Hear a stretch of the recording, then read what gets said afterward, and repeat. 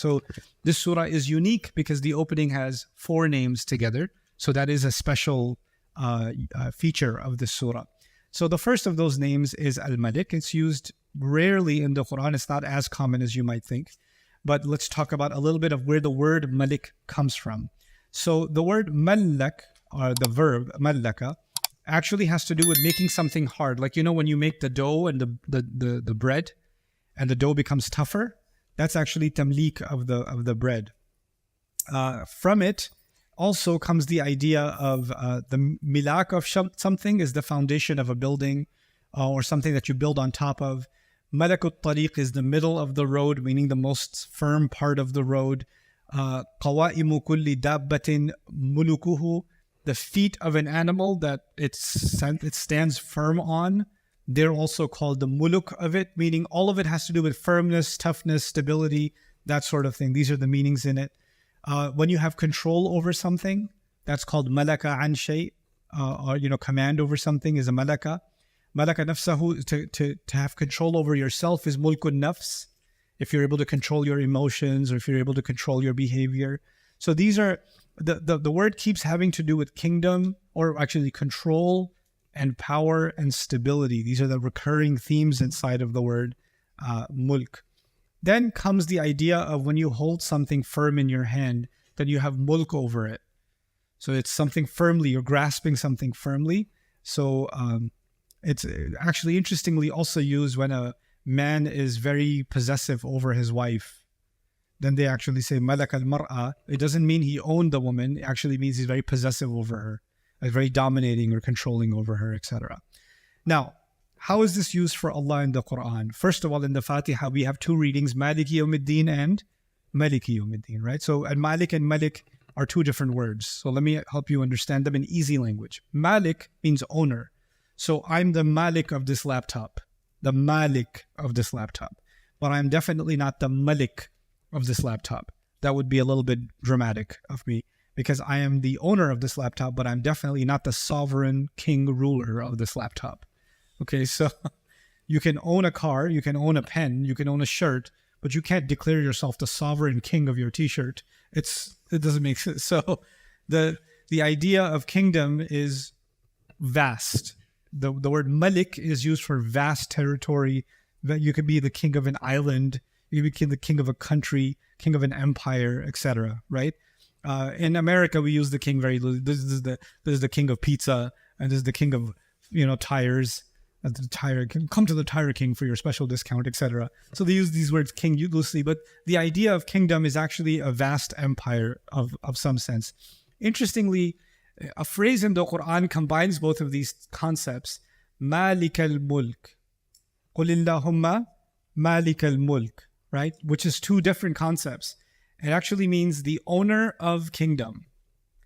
So the word for ownership is milk. Milk. So it would be Malik al-Milk or Malik al-Mulk. So one would be the owner of ownership or the king of kingdom. But Allah fused the 2 phrases together. He said Malik al-Mulk, which means the owner of kingdom. So let's understand the difference between owner and king a little bit deeper. When I own something, like if I own this machine, then I'm engaged with it, I'm taking care of it, I have more direct access to it. But if I'm the king of a nation, do I have control over everyone living under my nation? No, because generally I have authority, but I don't have direct reach to everything that's under my kingdom. I have to have advisors, governors who have to have their own soldiers or their departments, and those departments have lieutenants and so on and so forth, right? Until you get to, for example, a government is at the top, you have the president or something, right? In the old days, you have a king. And at the bottom, you have somebody working at the post office. But the post office worker works for a department, which answers to a department, which answers to a department, and eventually goes up all the way to the ultimate authority, you understand? But in that little department, he acts like he's the king, the post office guy, right? But the idea is that he's the Malik doesn't do direct engagement, but the Malik does. The Malik does direct engagement. Allah takes both of those names and fuses them together when He says Malik al-Mulk. Another name of Allah is Malik in the Qur'an. في مقعد صدق عند مليك مقتدر. Malik means the one who will always stay the king. It's ism sifa, so the one who will remain king forever. Because kingdoms, what comes in your mind when you think of kingdom? Somebody inherited the kingdom, or somebody usurped or took kingdom by force. That's how you get kingdom. And eventually that king, whoever took it, is going to get old, and he's going to either have a brother or a son, or a younger son versus an older son. Some drama is going to happen, right? And kingdom is going to get passed on. The king cannot hold on to the kingdom forever. Allah's name is also Malik, which means the forever king. The forever king. That's one of Allah's names, okay? Then, the interesting thing about the word Malik when it comes on its own, Al-Malik, it's both times associated with, 2 times associated with Al-Quddus, the next name that's coming. Al-Malik al-Quddus is here. Al-Malik al-Quddus will also come in Surah Al-Hashr. Okay, so Al-Malik al-Quddus as-Salam al-Mu'min al-Muhaymin, right there. And of course, there's also the phrase فَتَعَالَ اللَّهُ الْمَلِكُ الْحَقِّ, which means how high Allah is, the ultimately deserving king. The king who deserves to be the king.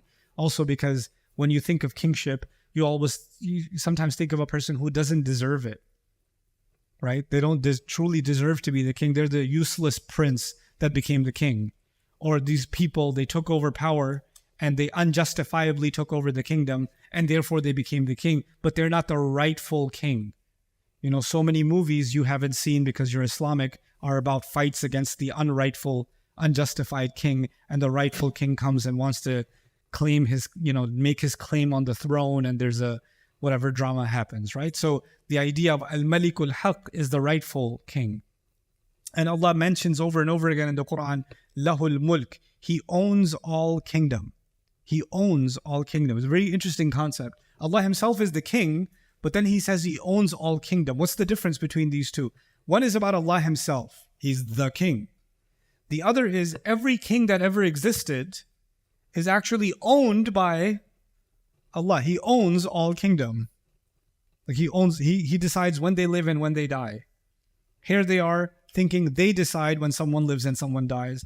But actually Allah is deciding whether they live and whether they die. Which is why Allah says, Lahul mulku wa lahul hamd, yuhyi wa yumeet. Lahul mulk, like in Surah Al-Hadid, Lahu mulku samawati wal ard, yuhyi wa yumeet. He owns the kingdom of the skies and the earth. He gives life and he gives death. You're distracting them. They're looking at you. There's so many people looked at you right now. It's like, I wanted to look at you. That's what happens. Huh. I keep an eye on you people. Okay, anyway. I've been doing this a long time. See, I have no problem with awkward moments. I have this. It's okay. It's okay. It happens. There was one time I was giving a khutbah. This guy got a phone call. First row. Okay, if you're going to pick up your phone, at least be in the back row. He's in the first row. And some people, when they get a call, long distance call, they think it's still 1975 where they have to talk extra loud because you're going across the ocean. It's a WhatsApp call, dude. Everybody gets the same message. Like, it's not a different... Hello, is everything okay? Yeah. How's Uncle? Uncle's good. Yeah, over and out. It's not a walkie-talkie, man. So I get a khutbah. The guy starts doing this, and I was like, in the middle of the khutbah, I was like, I just stopped my khutbah. I was like, this is a really interesting conversation. Let me just finish. So he took a full 90 seconds, finished this conversation. I was like, is Uncle okay? He goes, yeah, he's okay. I was like, okay.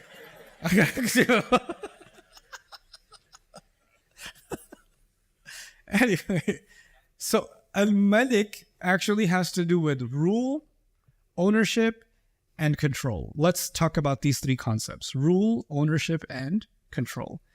Is it possible that you can have rule without ownership? For example, the government you live under has rule, but does it have ownership of your property?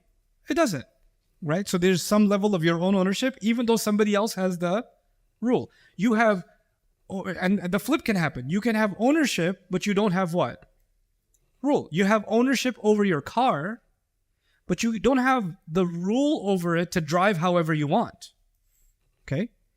You can have ownership over your house, but there are rules in your neighborhood and you cannot modify it however you want. You cannot make whatever changes you want. There are regulations in place. You have ownership, but you don't have rule. So those two things can exist separately. You can also have rule without control. The government in a country can have rule, but does crime still happen? Yeah. So they have rule, but they don't have control. Okay. Forget crime. Even in a government, there's a president, there's a vice president, there's a chancellor, there's whatever other roles. Does the president, the higher level authority, does he necessarily control the behaviors of everybody in his own office? No. No. In fact, forget government, even in a business. If many of you run a business, you are the owner of the business, so you have the rule, and your own employees are not under your control. Like the moment you look away, things are happening. And even when you're looking, they're looking straight at you and doing the wrong thing. You're like, why did I hire you? You know? So anyway, so you can have ownership, you can have rule without control. You can also have ownership without control. A man can own a horse, for example, and the horse is not under his control, right? It's not under your control. And in fact, one of the most interesting examples of ownership, supposed ownership, is our body, right? If you think of one thing that you have complete autonomy over, it's your own body. But I don't have control over, things like my cholesterol or, my heart rate, or, I can't control those things the way that I would like to. I cannot control aging the way I would like to. It's not under my control. If your eyesight is getting weaker, you can't control that. You can't control your allergies. So we don't even actually we have some level of ownership over our bodies, but we actually don't really have control. So when Allah describes himself as ultimately Al-Malik, he's taking all three things at once. He's taking rule, he's taking ownership, and he's taking control, which in the real sense, nobody else can have. You can't have all three yourself. It's impossible. And that's why he's Al-Malik, the ultimate. He's not just a king, he's the ultimate king. Now, the other interesting thing in another ayah in Ali Imran, Allah did something really remarkable when it comes to kingdom or ownership. Allah separated it from dignity.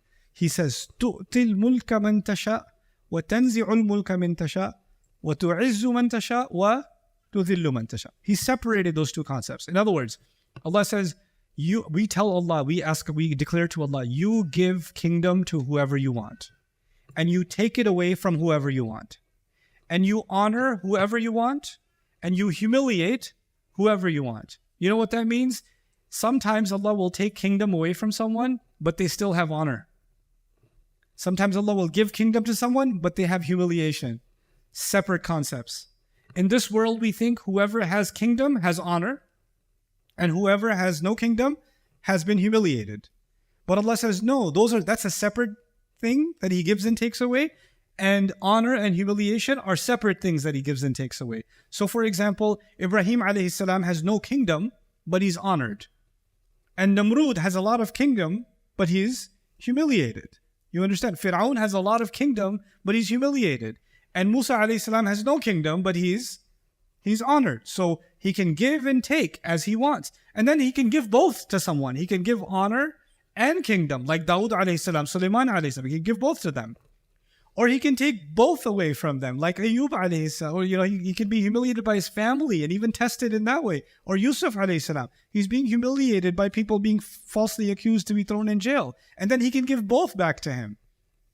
He give his reputation back. He give kingdom to him, authority to him. Both of those came back to him. So this is up to Allah Azza wa Jalla. And when we think of Allah as Al-Malik, some of these things have to be kept in mind. But I want to dig into Al-Malik some more than even some of the other names. So when you think of the concept of kingdom, what are some thoughts that come in your mind? First of all is its vastness.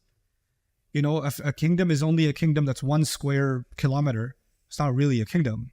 But how large is the empire? How big is the kingdom? Like the British Empire, for example, at some time, or the Spaniards when they expanded at some point, right? The Roman Empire before them, the Egyptians, the great Egyptian Empire. You think of their vastness. Like even Allah mentions this concept of vastness of kingdom when the Pharaoh spoke in the Qur'an. Fir'aun says, "Alaysa li mulku Misra? Do I not alone own the kingdom of Egypt? وَهَذِهِ الْأَنْهَارُ تَجْرِي مِنْ تَحْتِي. Don't these rivers flow under my feet?" So what's he referring to? The vastness of the kingdom. Now, we're doing tasbih of Allah. with the word king. So when we think of Allah's kingdom, one thing we should think about is the vastness of Allah's kingdom. The size, the expanse of Allah's kingdom. You know, when I fly into Germany, I have to show my passport to be able to enter this kingdom. Give it whatever name, governance, sovereign nation, right? But I have to now observe the laws that apply here, the driving rules that apply here. If I go to England, where everything is wrong, then I have to drive on the wrong side, and the car, everything's wrong. But I have to do that because that's what's right there. Okay? So the idea is, when you walk in, you are under the rule, the territorial rule of that king. And then there are signs, right? Like there are, the manifestations of its might, police, military, the monuments, the castles, the military arsenal. So Allah Azza wa Jal says that people that like to show off their power, like Americans like to show off their power with, the flag and the eagle and a machine gun or whatever. That's their thing. That's their symbols of power, right? Military might, right? A militant nation. Well, Allah describes Namrud, for example, who liked to show off his power, right? Alam tara ila alladhi hajja Ibrahim fi rabbih an atahu Allahu al-mulk. Didn't you see the one who debated against Ibrahim alayhi salam only because Allah had given him kingdom? He wants to show off how powerful he is. He's going to kill someone, whoever he wants. He's going to let somebody live, right? A demonstration of his might. By the way, interestingly, the most powerful, sustained, powerful nations don't like to show off their might. The nations that are truly powerful, they don't have to show it. People recognize it anyway, but they don't have to do it. The nations that are unstable politically, you know what they have to do? They have to keep reminding their people who's in charge. So they have to keep putting a picture of their king or the ruler in every place. So, hey, don't forget, that's your king. In case before you go to the bathroom, just, hey, hi to the king and then go to the bathroom. So they have to do that because there's no recognition of that power. It has to be forced on the people. But when a kingdom is stable, you don't have to have flags in your face all the time. You don't have to have the reminder of who the king or the authority is. You don't have to do that because it's already, the manifestation of its power is actually in how smooth the kingdom is running. Almost as though in political science, the government that is the most invisible is the most powerful. You know that? And the government that's the most visible, meaning you have to bring the armies out and the tanks out on the street, and you have to have soldiers going down the street, that shows you how weak that government has become because they cannot control their nation. You understand? If you think about it from those perspectives, on the one hand, Allah's kingdom is very obvious. The entire universe is Allah's kingdom. But Allah not enforcing His rule in the most visible way, al-Zahir wal-Batin, which was taught to us in Surah Al-Hadid, is actually one of the ways you can think about the manifestation of Allah's power. Allah is so powerful, He doesn't have to become visible in how He exerts His power. Latifun lima yasha. He's subtle in how He does things, delicate in how He does things, nearly unnoticed in how He does things. In some things it's very obvious, and some things it's very delicate and invisible, and that's actually one of the great manifestations of the might of Allah Azza wa Jal. Here's what's coming up in the next episode and this deeper look of Surah Al-Jumu'ah. What does Allah say is an ayah in the Qur'an? History is an ayah. The mountain is an ayah. The sky is an ayah. The animal is an ayah. My body is an ayah. What's going on inside my chest is an ayah. All lived experience is a set of what? Ayat. And each one of them becomes valuable because they are ayat of the King. So there are two kinds of ayat in the Quran. There are ayat all around us and there are ayat of His revelation. But they are valuable because they are ayat of the King. Just like the king of the cup of the King in the surah.